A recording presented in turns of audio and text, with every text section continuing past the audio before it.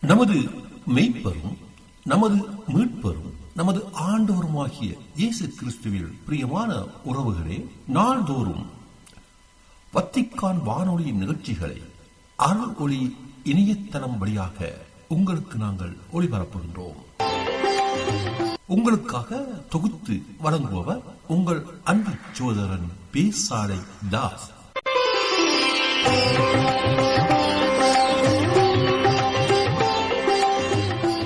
லௌதேத்தூர் இயேசுஸ் கிறிஸ்துஸ்.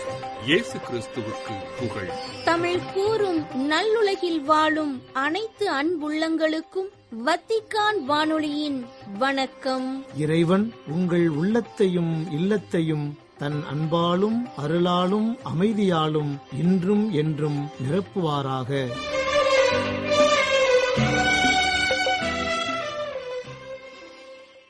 அன்பு நெஞ்சங்களே, இன்று நீங்கள் செய்மடுக்க விருப்பன தடம் தந்த தகைமை, வாரம் ஓர் அலசல் மற்றும் செய்திகள். தடம் தந்த தகைமை. என் அன்பில் நிலைத்திருங்கள்.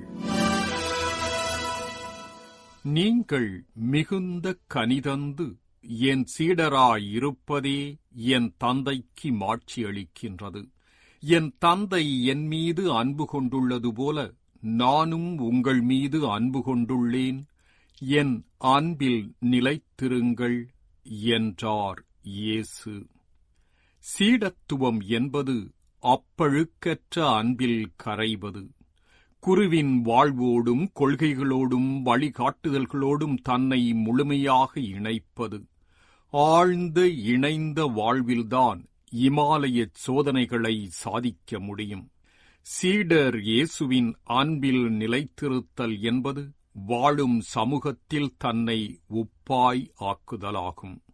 ஆழமான அன்பு தன்னை இழந்து கொண்டே இருக்கும். அந்த இழப்பே இயேசுவின் சீடர் என்பதன் அடையாளம். அன்பில் நிலைத்தல் என்பது இயேசுவில் வாழ்தலே. இறைவா, உம் அன்பில் நிலைப்பதும் அந்த அன்பை பகிர்வதும் என் தலையாய பணியென புரிந்து வாழச் செய்யும். வாரம் ஓர் அலசல். புனித வாரம் தரும் ஆச்சரியங்கள். இதோ புதிய காலம் மிக புனிதமானது. புதிய வசந்த காலம் தவக்கோலமானது. இதோ புதிய காலம் மிக புனிதமானது. புதிய வசந்த காலம் தவக்கோலமானது. வாழ்வு நாம் நினைப்பது போல் இல்லை. நம் திட்டங்களுக்கு ஏற்றாற்போல் அது தன்னை வளைத்துக் கொள்வதில்லை. அதற்கென தனி விதிகள் வினைகள் இருக்கின்றன. ஆனால் நாம் தான் இது சரி அது தவறு என சில விதிகளை நமக்கேற்றாற்போல் வகுத்துக் கொண்டு வாழ்ந்து கொண்டு இறுதியில் வருந்திக் கொண்டு வாழ நினைத்தபடி வாழாமலேயே சென்று விடுகின்றோம். ஒருவன் எப்போது பார்த்தாலும் சுள்ளிப் பொறுக்கிக் கொண்டே இருந்தானாம். அவனை பார்த்துக் கொண்டிருந்த மற்றொருவன் கேட்டானாம், நீ எப்போது பார்த்தாலும் சுள்ளிப் பொறுக்கிக் கொண்டே இருக்கின்றாயே, எதற்கு என்று. அவன் குளிர் காய்வதற்கு என்றிருக்கின்றான். கேட்டவனோ, நீ குளிர் காய்வதை நான் பார்த்ததில்லையே என்று வினா எழுப்ப, அவனோ, சுள்ளிப் பொறுக்கவே நேரம் சரியாக இருக்கின்றது, குளிர்காய நேரமில்லை என்றுரைத்திருக்கின்றான். நாமும் இப்படித்தான் வாழ்ந்து வருகின்றோம். பணம் சம்பாதிப்பது வாழ்க்கையின் சுகங்களை அனுபவிப்பதற்கு என்று அறிந்து ஓய்வின்றி உழைக்கின்றோம். ஆனால் அந்த பணத்தால் பெறக்கூடிய சுகங்களை முழுமையாக அனுபவிக்கின்றோமா? நல்ல வேலை என்பதில் தொடங்கி சின்னதாக ஒரு வீடு, குழந்தைகளுக்கு நல்ல கல்வி, ஒரு வாகனம், சின்ன தோட்டம் என வாழ்க்கை முழுவதும் ஏதாவது ஒன்றின் பின்னால் ஓடிக்கொண்டே இருக்கின்றோம். போதும், இதுவரை ஆசைப்பட்டது போதும் என்று எங்காவது ஒரு புள்ளியில் நாம் நின்றிருக்கின்றோமா? கேட்டால், அப்படி சிறிது நின்று சிந்திக்கக்கூட நேரமில்லை என்கின்றானே மனிதன். இதை மூடத்தனம் என்பதா, அறியாமை என்று ஒதுக்குவதா?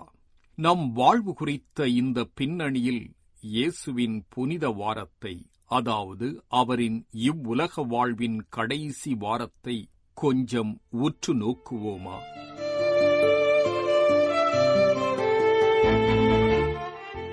இயேசு தன் இவ்வுலக பணிவாழ்வின் கடைசி வாரத்தில் எருசலேமுக்குள் நுழைகின்றார். அரசராக நோக்கப்பட்டவர், எதிர்பார்க்கப்பட்டவர், ரோமைய ஆட்சியிலிருந்து விடுதலை தர வல்லவராக கருதப்பட்டவர் மன்னர்கள் போல் குதிரையில் அல்ல, மாறாக கழுதையில் வருகின்றார். ஓசன்னா, ஆண்டவரின் பெயரால் வருகின்றவர் போற்றப் பெறுக, இஸ்ராயலின் அரசர் போற்றப் பெறுக என்று சொல்லி ஆர்ப்பரிக்கின்றது கூட்டம். பெருந்திரளான மக்கள் தங்கள் மேல் உடைகளை வழியில் விரிக்கின்றனர். ஆனால் இந்த வாரத்திலேயே அவரின் ஆடைகள் களையப்பட்டு மேலிருந்து கீழ்வரை தையல் இல்லாமல் இருந்த உடைக்கு சீட்டுக்குலுக்கி போடப்படுகின்றது. ஓசன்னா என்று பாடிய கூட்டம்தான் இவனை சிலுவையில் அறையும் என கத்தப் போகின்றது. இதோ யூதர்களின் அரசன் என்று பிலாத்து கூறியபோது, எங்களுக்கு சீசரை தவிர வேறு மன்னரில்லை என்கின்றது. அதாவது தங்கள் அடிமைத்தனத்தை ஏற்றுக்கொள்கின்றது. தாவீதின் வழி வந்தவருக்கு ஓசன்னா என்று பாடிய கூட்டம் பரபா என்ற கொள்ளைக்காரனை இவருக்கு பதிலாக விடுவிக்க கேட்கின்றது. எத்தனை பெரிய மாற்றம்! எவ்வளவு பெரிய வியப்பு! எருசலேமுக்குள் நுழைந்த இயேசுவை ஆர்ப்பரித்து மக்கள் பாடிய பாடல் அவர் பாடுகளின் முன்னறிவிப்பானது. வரவேற்ற நகரே அவரின் உயிரை பறித்தது.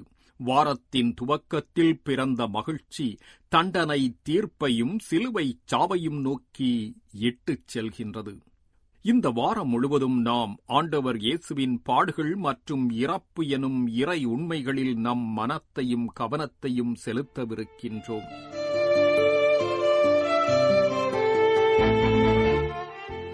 புனித வாரத்தின் திங்களாகிய இன்று பாஸ்கா விழாவுக்கு 6 நாளுக்கு முன்பு, அதாவது இன்று, இயேசுவின் வாழ்வில் இடம்பெற்ற ஒரு நிகழ்வை யோவான் மிக அருமையாக சித்தரித்துக் காட்டுகின்றார். இயேசு பெத்தனியாவுக்குச் செல்கின்றார். அங்குதான் இயேசு லாசரை உயிர்த்தெழச் செய்தார். பெத்தனியாவில் உள்ள லாசரின் வீட்டுக்குச் சென்ற இயேசுவுக்கு விருந்து அளிக்கப்பட்டது. லாசரின் சகோதரி மரியா இலாபிச்சை எனும் கலப்பற்ற விலையுயர்ந்த நறுமண தைலம் ஏறக்குறைய 320 கிராம் கொண்டு வந்து இயேசுவின் காலடிகளில் பூசி அதனை தம் கூந்தலால் துடைத்தார். தைலத்தின் நறுமணம் வீடெங்கும் கமிழ்ந்தது. யூதாசு இஸ்காரியோத் இந்த தைலத்தை 300 தெனாரியத்திற்கு விற்று அப்பணத்தை ஏழைகளுக்கு கொடுத்திருக்கக் கூடாதா என்று கேட்கின்றான். அப்போது இயேசு, மரியாவை தடுக்காதீர்கள், என் அடக்க நாளை முன்னிட்டு அவர் இதை செய்யட்டும் என்கின்றார். மார்த்தாவின் சகோதரி மரியா விலையுயர்ந்த நறுமணத் தைலத்தால் இயேசுவின் காலடிகளை பூசியது இயேசுவின் மரணத்திற்கு ஒரு முன் அடையாளமாக அமைகின்றது. இறந்து போனவர்களின் உடலை நறுமணத் தைலத்தால் பூசுவது வழக்கம். ஆம், இவ்வார துவக்கத்திலேயே முன்னுரை எழுதப்பட்டுவிட்டது. நடக்கவிருப்பது குறித்து அடையாளம் காட்டப்பட்டுவிட்டது.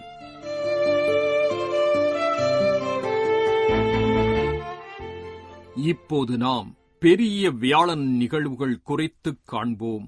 அதற்கு முன்னரே யூதாஸ் 30 வெள்ளிக்காசுக்கு தன்னையே விற்றுவிட்டான். ஆம், எதிரிகள் 30 காசு கொடுத்து அவனை தங்கள் பக்கம் விலைக்கு வாங்கிவிட்டனர். பெரிய வியாழன் இயேசு தான் வாழ்ந்து காட்ட வந்த இறையன்பை முழு அளவில் வெளிப்படுத்த மேற்கொள்ளவிருக்கும் சிலுவைச் சாவிற்கு முன்னுரை எழுதிய நாள்தான் இந்த நாள்.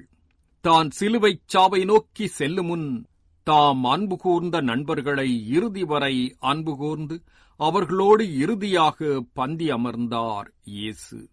பசியால் வாடுவோருக்கு இறைவன் தோன்றினால் உணவாகத்தான் தோன்ற வேண்டும் என்று மகாத்மா காந்தி சொன்ன வாக்கை அன்று மெய்ப்பித்துக் காட்டியதுபோல் உள்ளது அவரின் புனித வியாழன் நடவடிக்கைகள். அதோடு நில்லாமல் நான் உங்களை அன்பு கூர்ந்தது போல் நீங்களும் ஒருவர் மற்றவரிடம் அன்பு கூறுங்கள் என்று ஒரு புதிய கட்டளையை வழங்குகின்றார்.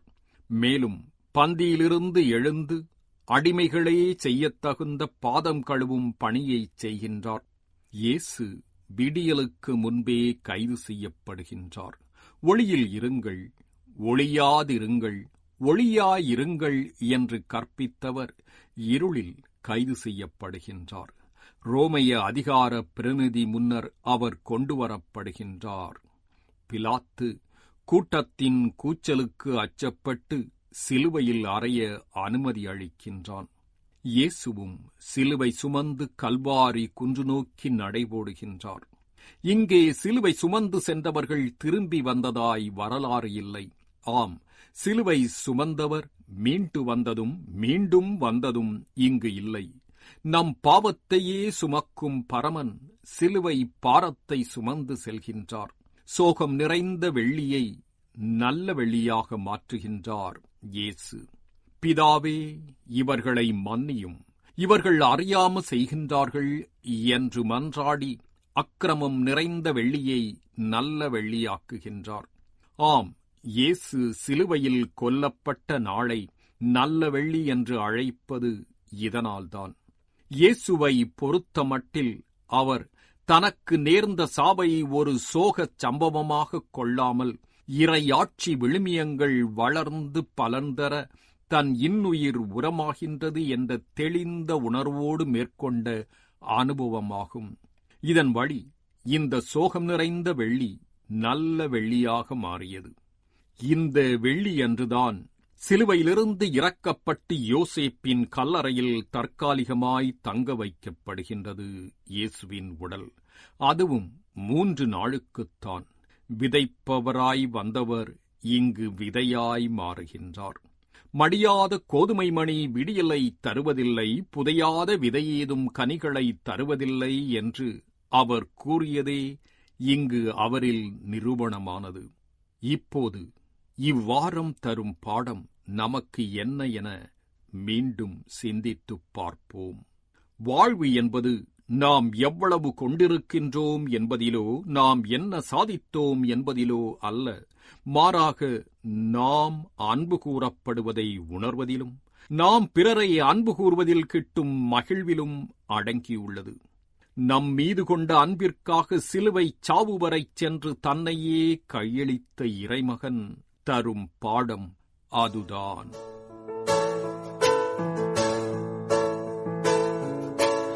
என்னுயிரே மௌனம் ஏனையா, உன் குரல் கேட்கவே மனமும் ஏங்குதையா. என்னுயிரே மௌனம்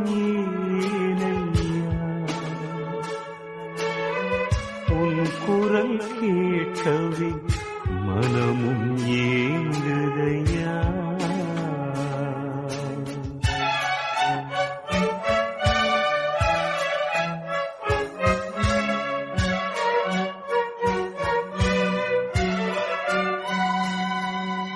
உன் இசை கடலிலே தினமும் நான் குளித்திட, இரவும் பகலும் ஏங்கி நின்றே.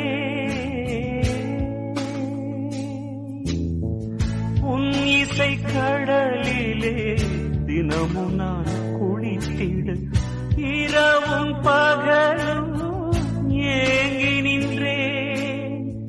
தெய்வீக ராகத்தில் நான் என்றும் கரைந்திட. புனித வாரம் தரும் ஆச்சரியங்கள் என்ற தலைப்பில் வாரம் ஓர் அலசல் நிகழ்ச்சியை உங்களுக்கு வழங்கியது வத்திக்கான் வானொலி.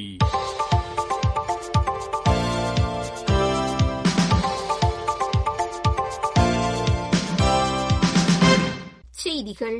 வத்திக்கான் வளாகத்தில் கூடியிருந்த ஏறக்குறைய 40,000 இறைமக்களுக்கு குருத்து ஞாயிறு வாழ்த்துக்களையும் புனிதவார வாழ்த்துக்களையும் தெரிவித்தார் திருத்தந்தை பிரான்சிஸ். ஏப்ரல் 13 ஞாயிற்றுக்கிழமை வத்திக்கான் தூய பேதுரு பெருங்கோவில் வளாகத்தில் புனித வாரத்தின் முதல் நாளாகிய குருத்து ஞாயிறு திருவழிபாட்டில் பங்கேற்ற மக்களை வாழ்த்துவதற்காக திருப்பலி நிறைவில் பீடத்தை வந்தடைந்து இறை மக்களை வாழ்த்தினார் திருத்தந்தை பிரான்சிஸ். கடந்த சில மாதங்களாக மூச்சுக்குழல் அழற்சி நோயால் பாதிக்கப்பட்டு மருத்துவ சிகிச்சைகளை பெற்று வரும் திருத்தந்தை பிரான்சிஸ் அவர்கள் சாந்தா மார்த்தா இல்லத்தில் மருத்துவர்களின் ஆலோசனையின்படி ஓய்வில் இருக்கின்றார். இந்நிலையில் வத்திக்கான் வளாகத்தில் கீழே வழிபாட்டு முறை பேராயத்தின் தலைவரான கர்தினால் லியோனார்தோ சாந்திரி அவர்கள் தலைமையேற்று வழிநடத்திய குருத்து ஞாயிறு திருவழிபாட்டு திருப்பலியின் நிறைவில் மக்களை சந்தித்து வாழ்த்தினார் திருத்தந்தை. இயேசுவின் சிலுவையை சுமந்ததன் வழியாக சீரேன் ஊரானாகிய சீமோன் இயேசுவின் பாடுகளில் பங்கேற்ற முதல் மனிதர் என்ற நிலையை அடைகின்றார் என்றும், சீமோன் சுமந்த சிலுவையானது இயேசு நமக்காகவும் நம்முடைய பாவங்களுக்காகவும் சுமந்த சிலுவை என்றும் குறிப்பிட்டுள்ளார் திருத்தந்தை பிரான்சிஸ். ஏப்ரல் 13 ஞாயிற்றுக்கிழமை வத்திக்கான் தூய பேதுரு பெருங்கோவில் வளாகத்தில் நடைபெற்ற குருத்து ஞாயிறு திருவழிபாட்டிற்கு தலைமையேற்று திருத்தந்தையின் மறையுரையை வாசித்தளித்தார் கர்தினால் லியோனார்தோ சாந்திரி. ஆண்டவர் பெயரால் அரசராய் வருகிறவர் போற்ற பெறுக, விண்ணகத்தில் அமைதியும் ஆட்சியும் உண்டாகுக என்ற வெற்றி ஆரவாரத்துடன் மெஸ்ஸியாவாகிய இயேசுவை அழைத்துக் கொண்டு எருசலேமிற்குள் நுழைந்த மக்கள் சிறிது நாட்களிலேயே அவரை சிலுவையில் அறைய தீர்ப்பிடுகின்றனர் என்று எடுத்துரைத்துள்ள திருத்தந்தை அவர்கள், குருத்தோலைகள் ஏந்தி இயேசுவை போற்றி புகழ்ந்து அவரை பின்பற்றிய நாம் அவரது பாடுகள், மரணம், இறப்பு போன்றவற்றை வலியுறுத்தும் பாடுகளின் வாரத்தை துவக்குகின்றோம் என்றும் மொழிந்துள்ளார். இயேசு எல்லா சூழலிலும் நம்மை சந்திக்க வருகின்றார் என்பதை சீரேன் ஊர் சீமோனின் வாழ்க்கை நமக்கு எடுத்துரைக்கின்றது என்றும், வெறுப்பு, வன்முறை போன்றவற்றால் ஏராளமான ஆண்களும் பெண்களும் பாதிக்கப்படும் கல்வாரி பாதையை இயேசு தனது வாழ்வையே கையளித்து மீட்பின் பாதையாக மாற்றுகின்றார் என்றும் குறிப்பிட்டுள்ளார் திருத்தந்தை. உடல் அளவிலும் மனதளவிலும் நமக்கு பல துன்ப துயரங்கள் இருந்தாலும் விரக்தி மனநிலைக்கு செல்லாமல், மனக்கசப்பில் நம்மை மூடிக்கொள்ளாமல், இயேசுவைப் போல இறை தந்தையின் தெய்வீக மற்றும் இரக்கமுள்ள அரவணைப்பினால் பாதுகாக்கப்படுபவர்களாக நாம் இருக்கின்றோம் என்பதை உணர்ந்து கொள்ள வேண்டும் என்று கூறியுள்ளார் திருத்தந்தை பிரான்சிஸ். ஏப்ரல் 13 குருத்து ஞாயிறை முன்னிட்டு இயேசுவின் பாடுகள் பற்றிய கருத்துக்களை வலியுறுத்தி திருப்பயணிகளுக்கு வழங்கிய எழுத்து படிவ மூவேளை ஜெப உரையில் இவ்வாறு குறிப்பிட்டுள்ளார் திருத்தந்தை பிரான்சிஸ். தந்தையே, உமக்கு விருப்பமானால் இத்துன்ப கிண்ணத்தை என்னிடமிருந்து அகற்றும். ஆனாலும் என் விருப்பப்படி அல்ல, உம் விருப்பப்படியே நிகழட்டும். தந்தையே, இவர்களை மன்னியும், ஏனெனில் தாங்கள் செய்வது என்னவென்று இவர்களுக்கு தெரியவில்லை. தந்தையே, உம் கையில் என் உயிரை ஒப்படைக்கின்றேன் என்று இயேசு கூறும் இவ்வார்த்தைகள் அவர் உதவியற்றவராக, தாழ்ச்சியுள்ளவராக இருக்கின்றார் என்பதை எடுத்துரைக்கின்றன என்றும் சுட்டிக்காட்டியுள்ளார் திருத்தந்தை. எருசலேமில் வாழும் கிறிஸ்தவர்களாகிய நாம் அனைவரும் யாருக்கும் அஞ்சவில்லை. மாறாக ஒளியின் பிள்ளைகளாக, உயிர்ப்பின் பிள்ளைகளாக, வாழ்வின் பிள்ளைகளாக இருக்கின்றோம் என்பதை எடுத்துரைக்க நாம் ஒன்று கூடியிருக்கின்றோம் என்று கூறினார் முதுபெரும் தந்தை கர்தினால் பியர் பத்திஸ்தா பிட்சாபால்லா. ஏப்ரல் 13 குருத்து ஞாயிறை முன்னிட்டு எருசலேமில் நடைபெற்ற குருத்தோலை பவனியின் போது இவ்வாறு எடுத்துரைத்தார் எருசலேமின் லத்தீன் வழிபாட்டு முறை முதுபெரும் தந்தை கர்தினால் பியர் பத்திஸ்தா பிட்சாபால்லா. எல்லாவற்றையும் வெல்லும் அன்பில் நம்பிக்கை வைத்து வாழ்பவர்கள் எருசலேம் கிறிஸ்தவர்கள் என்று எடுத்துரைத்த முதுபெரும் தந்தை அவர்கள், இயேசுவின் அன்பிலிருந்து நம்மை எதுவும் பிரிக்க முடியாது என்பதை ஆற்றலுடனும் நம்பிக்கையுடனும் துணிவுடனும் எடுத்துரைப்பவர்களாக இருப்போம் என்றும் கூறினார். எருசலேமிற்குள் வெற்றி ஆர்ப்பரிப்புடன் நுழைந்த மக்கள் தங்களது மேலாடைகள், குருத்தோலைகள், ஒலிவ கிளைகள் போன்றவற்றை இயேசுவின் காலடிகளில் வைத்தது போல நாமும் நமது ஜெபம், செயல், அவர் மீதான தாகம் போன்றவற்றை அவரது பாதங்களில் வைப்போம் என்றும் கூறினார். சிலுவை மரணத்தின் அடையாளம் அல்ல, மாறாக அன்பின் அடையாளம் என்பதை உணர்ந்தவர்களாய் நாம் இருக்க வேண்டும் என்று சுட்டிக்காட்டிய முதுபெரும் தந்தை அவர்கள், இயேசுவை சார்ந்தவர்கள் கட்டி எழுப்புபவர்கள், அன்பு மற்றும் ஒற்றுமையுடன் பதிலளிப்பவர்கள், ஏற்றுக்கொள்ளும் மனநிலை கொண்டவர்கள் என்றும் எடுத்துரைத்தார். இந்தியாவின் பனகப்பாவில் இருக்கும் ஸ்நேகதீப் திருச்சிலுவை உறைவிட பள்ளியானது எய்ட்ஸ் நோயால் பாதிக்கப்பட்ட சிறுவர்களுக்கு நம்பிக்கையின் கலங்கரை விளக்கமாக இருக்கின்றது என்று தெரிவித்துள்ளார் அப்பள்ளியின் நிறுவனரான அருள் சகோதரி பிரிட்டோ மதசேரி. கடவுளுடைய இரக்கமுள்ள அன்பினால் தூண்டப்பட்டு நமக்காக இறந்து உயிர்த்த இயேசுவின் மறைபொருளில் பங்கேற்பதன் வழியாக வாழ்வால் நற்செய்தியை அறிவித்து வருகின்றோம் என்றும் தெரிவித்துள்ளார் அருள் சகோதரி பிரிட்டோ. நேயர்களே, இத்துடன் வத்திக்கான் வானொலியின் தமிழ் ஒலிபரப்பு நிறைவு பெறுகின்றது. நன்றி, வணக்கம். இதுவரையும் நீங்கள் செவியுற்றது வத்திக்கான் வானொலியின் இன்றைய நிகழ்ச்சிகள். மீண்டும் மற்றொரு வத்திக்கான் வானொலி நிகழ்ச்சியில் உங்கள் அனைவரையும் சந்திக்கும் வரை அன்பு விடைபெற்றுச் செல்வது உங்கள் அன்பின் பேசாலை தாஸ்.